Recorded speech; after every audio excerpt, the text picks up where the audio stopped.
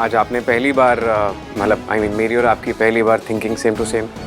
Same नहीं है, सही है। आज पहली बार आपने कुछ सही सोचा, स्ट्रेंजली, इसलिए मैच हो गया। तो फिर ठीक है, तुम बाहर क्यों खड़ी हो, अंदर आ जाओ। अगर ऐसे बाहर खड़ी रहोगी तो ताई जी को लगेगा कि तुम गृह प्रवेश करना चाहती और उन्हें बेकार की उम्मीद क्यों देनी। तुम तो नहीं करना चाहती ना, तो अंदर आ जाओ। ताई जी ये गृह प्रवेश वगैरह कुछ नहीं होगा, आप भूल जाइए क्या बोलूँ मैं। पर ये रीति रिवाज का भी तो कोई महत्व होता है ना पुत्र।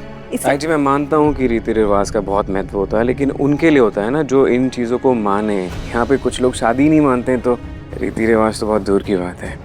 एनीवेज हम लोग ऑफिस का कुछ काम करने आए थे और मेरी बिजनेस पार्टनर यहाँ पे वो काम करके चली जाएंगी। या सो आप भी प्लीज रेस्ट कीजिए। देखा ताई जी, इसलिए कहते हैं कि बी प्रैक्टिकल।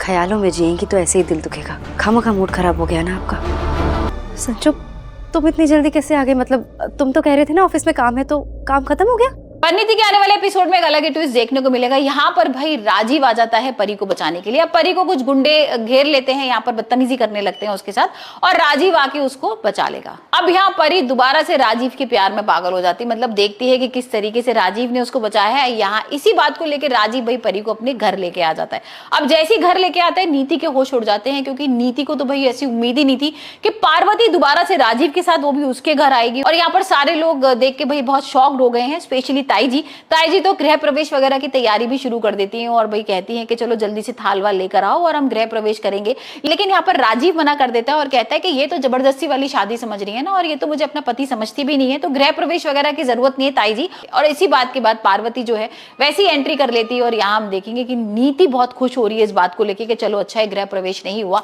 और हमने इससे पहले देखा भी था ना कि किस तरीके से भाई गुरवेंद्र के पीछे पड़ गई है अब नीति। और यहाँ पर गुरवेंद्र भी तो भाई नीति के पीछे पड़ गई थी। यहाँ पर किस किस तरीके की बातें कर रही थी, वो कह रही थी ना कि राजीव को भाई मैं लेके चली जाऊंगी, यहाँ पर नीति से दूर कर दूंगी, नीति को कभी भी मिलने नहीं दूंगी, और मैं तो चाहती नहीं हूँ कि भाई उसकी छाया भी भाई मेरे बेटे के ऊपर पड़े। तो यहाँ पर इस बात को सुनकर ना नीति के होश उड़े हुए थे और नीति ने यहाँ पर सोच लिया था कि अब तो मैं इसको मार के ही रहूंगी, इसको जान से मार दूंगी। और यहाँ पर दिलजीत को भी वो धमकी वगैरह देती है कि तुम्हें छोड़ूंगी नहीं, लेकिन उससे पहले मैं गुरवेंद्र को मार दूंगी। और यहाँ पर दिलजीत को बोल भी रही है कि तुमने किस तरीके की हरकत की है, यहाँ पर गुरवेंद्र के साथ मिलकर पार्वती की शादी करा दी राजीव के संग, मतलब मेरे संग धोखा किया है।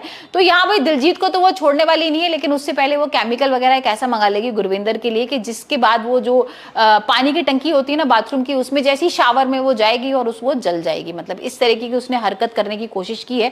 तो अब देखते हैं गुरविंदर की वाकई में मौत हो जाएगी या फिर यहाँ पर कोई आके उसको बचा लेगा। भाई हम देख रहे हैं कि भाई नीति जो है वो राजीव और पार्वती को देख के थोड़ी सी अजीब सा फील कर रही है, क्योंकि उसको ऐसी उम्मीद नहीं थी कि पार्वती घर पर आ जाएगी। और यहाँ पर जब वो गुरविंदर की और बुराई करेगी पार्वती, तो नीति को थोड़ा सा अच्छा लगेगा, वो और भड़काएगी, क्योंकि भाई गुरविंदर को तो पार्वती ही पसंद नहीं करती, नीति ही पसंद नहीं करती।